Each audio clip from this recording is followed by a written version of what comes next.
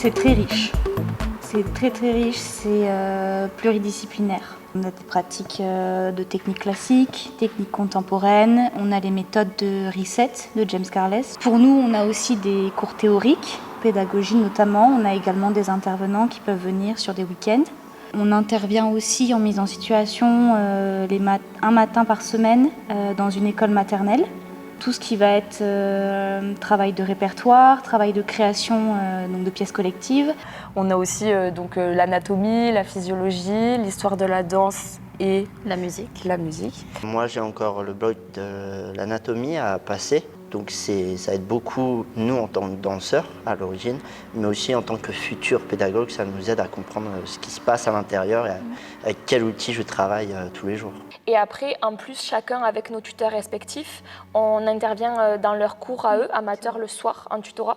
On a eu par exemple des masterclass données par un ostéopathe, des masterclass également sur l'histoire de la danse. Il y a des stages qui sont proposés directement par le centre de formation et c'est mûrement réfléchi à savoir avec qui on va travailler comme intervenant, sachant que nous, par exemple, nous sommes en diplôme d'État. À plusieurs reprises, on a eu soit de la FCMD, soit des personnes qui vont nous aider à comprendre la pédagogie ou alors tout simplement, comme on a eu au dernier stage, on a eu de l'afro-dance. Ça donne un mélange assez riche. Lorsque je suis allé sur le site et j'ai vu tout ce qu'ils proposaient, je l'ai montré à mes parents et mon père et ma mère m'ont dit mais jamais ils feront tout ça, jamais ils feront autant d'heures, jamais ils feront venir autant d'intervenants et de stages. Et... Pas du tout.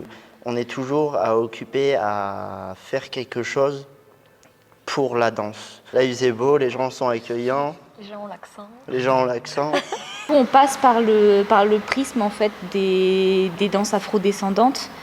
Et enfin, il n'y a pas d'autre école qui fait ce genre de choses, donc c'est une très très grande chance pour nous. C'est hyper enrichissant de danser autant pour enseigner en fait finalement. Je me suis un peu réveillée pas en tant qu'artiste, mais c'est le terme. Je sais pas si vous voyez ce que je veux dire. Complètement.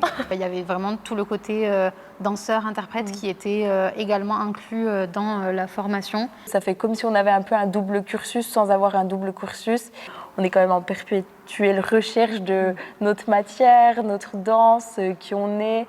Et je trouve que c'est une école qui nous permet vraiment d'aller dans cette recherche-là. Il y a vraiment des connaissances, des fois philosophiques, scientifiques aussi. Tout passe aussi par une réflexion intellectuelle. Donc on est nourri mentalement, émotionnellement, spirituellement et corporellement. Voilà. Plein. Beaucoup. Plein. Le stage de la Toussaint, on avait comme intervenante Anna Sanchez. Et on a une restitution à chaque fin de stage. Elle était incroyable. En fait, on a fait un mini flash mob, si on peut dire ça comme ça. Et en fait, on l'a appris au public. Et après, ils sont venus danser avec nous. Oui, c'était vraiment une belle soirée, ça. À la fin du Gospel River, où je crois que c'est toi, Jade. Oui, c'est moi. C'est vraiment toi, où tu rentres sur scène, parce qu'on était vraiment autour des musiciens. Sur des estrades. Sur des estrades. Et je vois Jade partir sur la scène, ça part mais dans une euphorie, tout le monde est content, tout le monde va sur scène, c'était pas prévu du tout, mais c'est un moment qui m'a marqué et que je tiens à cœur. L'an dernier, un événement assez marquant, c'est la représentation au Stadium. On a eu l'occasion de danser devant plus de 25 000 personnes, il me semble. C'était vraiment extraordinaire de pouvoir accéder à ça. C'est important aussi de sortir et d'aller danser devant des publics qui ne sont pas des danseurs pour voir également ce qu'ils en pensent. Il nous met entre les mains une pièce que toute l'année, on va avoir pour mission de développer, de faire correspondre au mieux aussi à ses attentes et à sa vision artistique. Ouais. Et c'est très stimulant et enrichissant. On a des périodes de mise en situation en studio où on peut présenter à la fois les solos, pour ceux qui sont en formation danseurs notamment, et ensuite les écritures collectives. Ça nous oblige à voir plus loin que d'être uniquement de faire une pièce dans un studio. Ça nous oblige à nous comporter différemment et à être de vrais interprètes.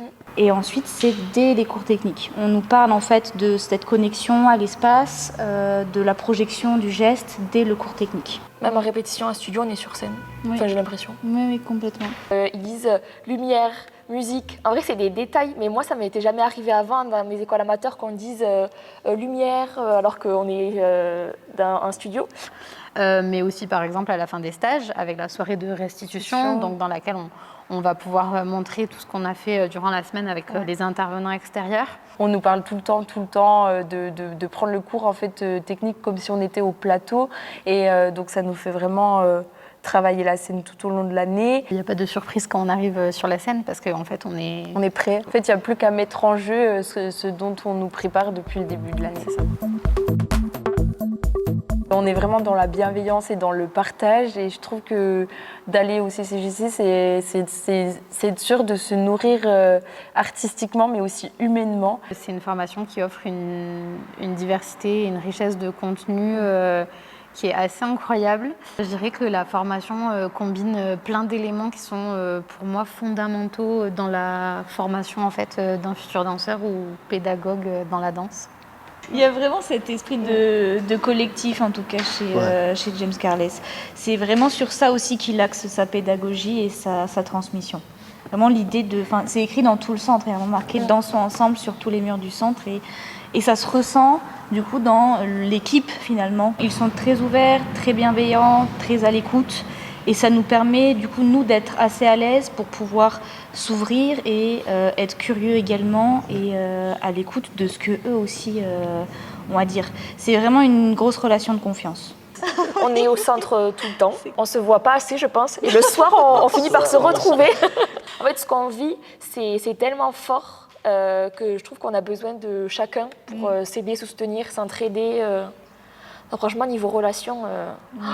j'ai pas envie de partir parce que je vais faire quoi sans vous.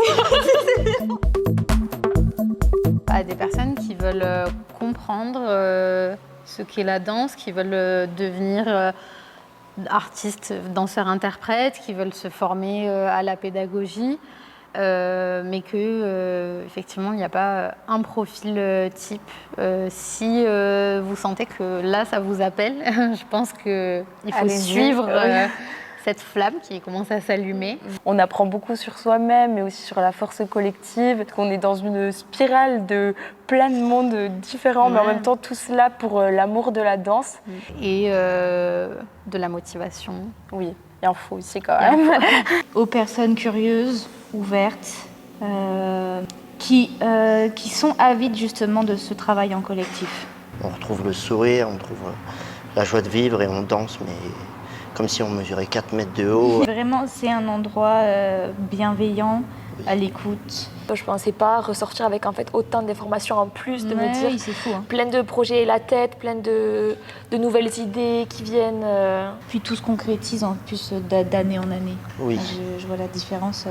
On nous propose aussi de participer aux auditions et de déjà rencontrer un peu en avance ces futurs élèves. On n'est pas juste élève ou étudiant, pour le coup. On fait partie du fonctionnement aussi.